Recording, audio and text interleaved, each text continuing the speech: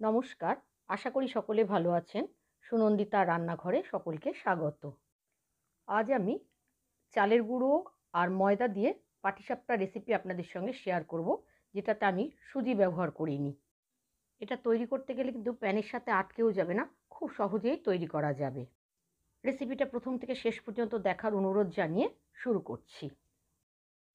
পাটিসাপটা তৈরি করার জন্য একটা ব্যাটার বানাতে হবে, তাই একটা পাত্র নিয়েছি। তার মধ্যে নিয়েছি বাজার থেকে কেনা 1 কাপ আতপ চালের গুঁড়ো, আর হাফ কাপ ময়দা, আর সামান্য লবণ। এবার এই তিনটে উপকরণ খুব ভালোভাবে হাতের সাহায্যে মিশিয়ে নিচ্ছি। এর সাথে দিয়েছি হাফ কাপ দুধ। দুধটা কিন্তু জাল দিয়ে ঠান্ডা করা। আর নিয়েছি 1/4 কাপ খেজুরের গুড়। এখানে কিন্তু খুব বেশি গুড় দেওয়ার দরকার নেই, কারণ মিষ্টি বেশি হলে পাটিসাপটাগুলো আবার প্যান থেকে উঠতে চায় না। এবার এটা একটু মিশিয়ে নিলাম।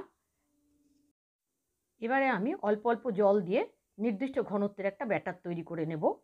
ওই হাফ কাপ জল আমি এখানে কিছুটা মিশিয়েছি। অল্প অল্প করে জল মেশাবো, একেবারে সবটা জল দিয়ে দেব না।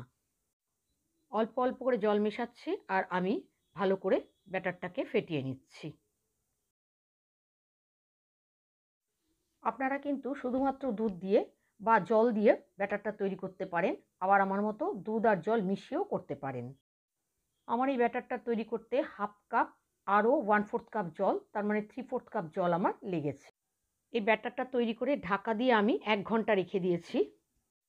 তবে হাতে সময় কম থাকলে অন্তত আধ ঘন্টা কিন্তু রাখতেই হবে।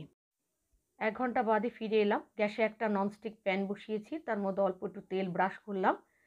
প্যানটা গরম হলে এখানে আমি 1 হাতা ব্যাটার দিয়ে দিলাম। তারপর এটাকে তাওয়ার মধ্যে একটু ঘুরিয়ে নেব। এটা একটু শুকিয়ে গেলে তারপর এখানে নারকেল আর পাটালি গুড় দিয়ে আমি পুর করে রেখেছিলাম, সেটা দিয়ে দিলাম। এবার এটাকে ভাঁজ করে নেব। দেখুন কীরকম প্যান থেকে এমনি উঠে আসছে। এবার এটাকে আমি তুলে নিলাম। এবার আমি আবার প্যানটাতে সামান্য তেল ব্রাশ করে নিয়েছি, নিয়ে 1/2 হাতা ব্যাটার দিয়ে দিলাম। আর প্রত্যেকবার ব্যাটার দেওয়ার সময় কিন্তু ব্যাটারটাকে একটু নাড়িয়ে নিতে হবে। আবার প্যানটাকে একটু ঘুরিয়ে নিলাম। এই কাজটা কিন্তু আপনারা হাতার সাহায্যেও করতে পারেন। দেখুন কীরকম ফুটো ফুটো হয়ে যাচ্ছে।